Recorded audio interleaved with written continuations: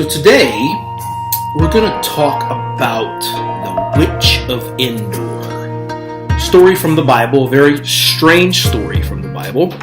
Those of you who are Christians might not have heard this story before, perhaps. Perhaps you have. Very strange story of necromancy, calling up the dead. Nothing to be afraid of. It is in the Bible. 1 Samuel chapter 28. Read it. Or if you actually have a copy of the Apocrypha, you can also see it referenced in Sirach chapter 46 and verse 20. So, what is the Witch of Endor and what is necromancy in Scripture? So let's go over this stuff. So King Saul, first king of Israel, was terrified of a Philistine army gathering for battle against him at the time. Samuel, the prophet that he relied upon, had recently died and he no longer had any help from him. He could not access God in dreams or visions or prophets any longer. So he sought out a witch to contact the dead prophet.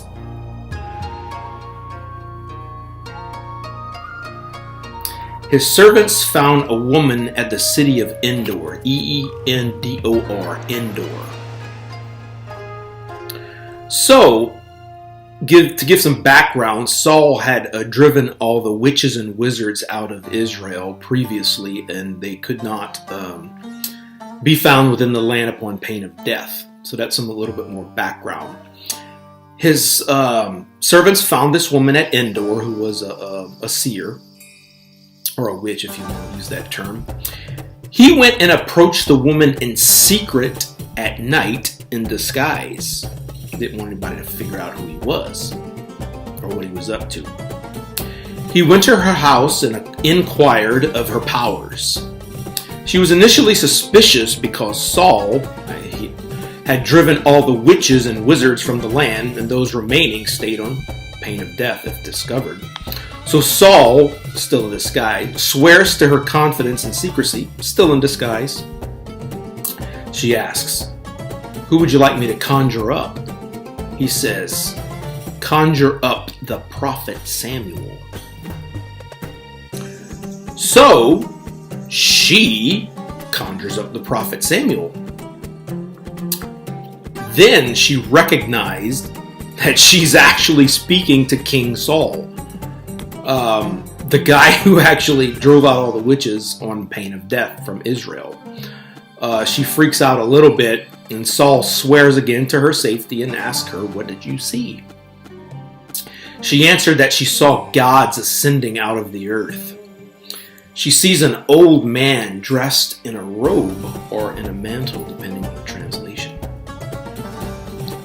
Then Saul sees Samuel. Some of the translation says Saul perceives Samuel. So he saw Samuel in this story. Then suddenly Saul stoops prostrate on the ground in reverence and homage to the prophet. The prophet is irritated that King Saul disturbed him and brought him up from the land of the dead. He asks Saul, why would he do something like this? Saul answers, "Well, I can no longer contact God, so I sought out a witch to do this conjuring of you instead." Samuel says, "Why do you contact me if you're now an enemy of God, if God refuses to speak to you?" Samuel said, "God took the kingdom from you, Saul, and gave it to David." He also says that the Philistines will defeat him in battle, and that Saul and his sons will be killed and join him among the dead. Will join Samuel in the land of the dead. Then Saul fell completely down because he was terrified. He had not eaten all day. The witch offered him some bread, which he refused initially. After his servants persuaded him eventually, he relented, and the witch killed a calf for him to eat also along with bread. She cooked the meat and sent Saul and his servants on their way back that night. All right. Some of my commentary. I find it quite interesting that over the ages, people have twisted this story to make it shoehorn into their own preconceived theologies and not taking it as it is, as a story. And they make it fit into their theology, and which makes the story explanation they give often is bizarre and weird. The Orthodox Study Bible, which I consulted several translations whenever I was reading this story to make sure there was no fancy translation errors or weirdness going on with a couple of translators that might have been trying to slip some goofy words in there to make it say what they wanted to say. So the Orthodox Study Bible says there's 3 positions of the Church Fathers on this story. The Catholics' position seems to have quite similar to the Orthodox. It's mixed on the opinion of the actual reality of the story in general. So people can generally believe whatever they want if you're, say, Orthodox or Protestant about the story, although necromancy is strictly forbidden to be practiced.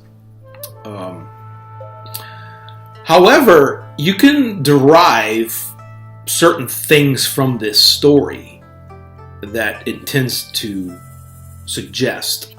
Number 1, the dead can be called up. Number 2, the dead can deliver messages of prophecy to the living. Certain people have special access to calling up the dead.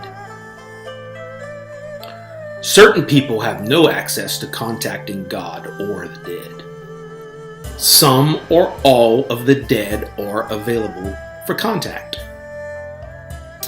So there you go. There's a story of the Witch of Endor. Believe what you want.